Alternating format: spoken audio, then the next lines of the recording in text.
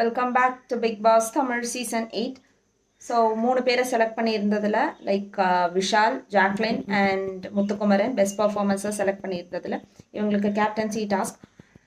இவங்கள சப்போர்ட் பண்ணுறவங்க இவங்க பின்னாடி நிற்கணும் அண்ட் அதை அவங்க ஒரு இதில் வச்சு புஷ் பண்ணிவிட்டு கொண்டு போய் ஆப்போசிட்டில் தள்ளணும். ஸோ அவங்களோட அப்ராக்சிமேட் 8 kg இருக்குது அண்ட் ஈச் இண்டிவிஜுவலோட வெயிட்டும் அவங்களுக்கு ஒரு பேட்சாக கொடுப்பாங்க அப்படின்றது. யாருக்கு யாரை சப்போர்ட் பண்ணணுமோ அவங்க போய் நிற்கலாம் அப்படின்னு. ஸோ முத்துக்குமரனுக்கு Manjari and only Raanav were available. அதனால ஜாக்லின் அண்ட் முத்துக்குமரன் பேசினது மைட் பி ஜாக்லின் சீக்கிரம் தள்ளிட்டாங்கன்னா இவங்க ரெண்டு பேருமே ஜாக்லின் கூட போகலாம் அப்படின்றது.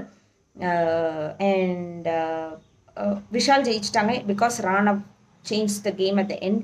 ராணவுக்கு விஷால் தான் ஜெயிக்கணும் அப்படின்னு இருந்ததுனால அவர்கிட்ட போனதும் ராணவ் ரொம்ப வெயிட் ஜாஸ்தி. So at the end Vishal one the game. Vishal is the new captain.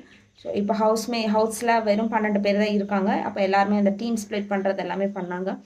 So அதுக்கே ஒரு ஆர்குமெண்ட் ஆச்சு பிகாஸ் முத்துக்குமரனோட ஸ்ட்ராட்டஜி நிறைய பேருக்கு பிடிக்கல. But at the same time ஜாக்லினை தோக்கடிக்கணும் அப்படின்னு நிறைய பேர் இருக்காங்க.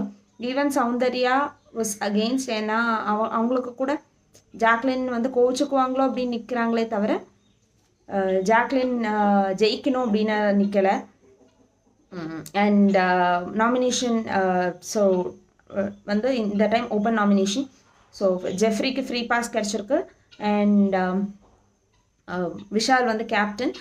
தென் ராணவ் வந்து லைக் டைரக்ட் நாமினேஷன். ஸோ எல்லாருமே ஓப்பன் நாமினேஷன்னால எல்லாருமே ரெண்டு ஓட்டு இருக்கா அப்படின்னு பார்த்து ஓட் பண்ணிட்டாங்க. அதனால எல்லாருமே நாமினேஷனில் வந்தாங்க.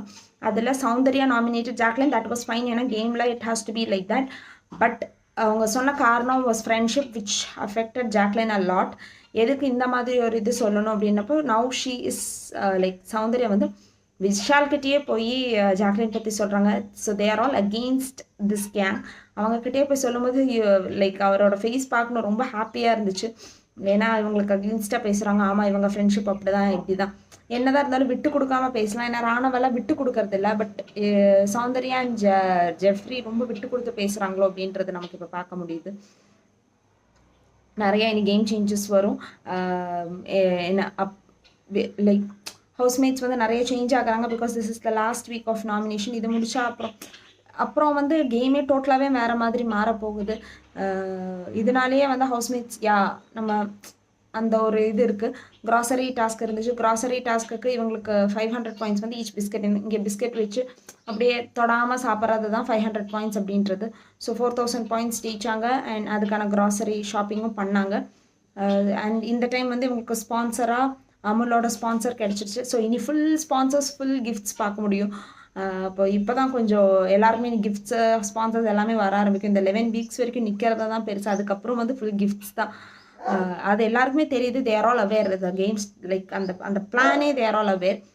அதுக்கேற்ற மாதிரி தான் எல்லோரும் விளையாடுறாங்க இந்த சீசனில். ஸோ ஐ ஹோப் இந்த வீக் அட்லீஸ்ட் விஷால் வந்து கொஞ்சம் கூட இன்ட்ரெஸ்டிங்காக கொண்டு போவாருன்னு நம்புகிறோம்.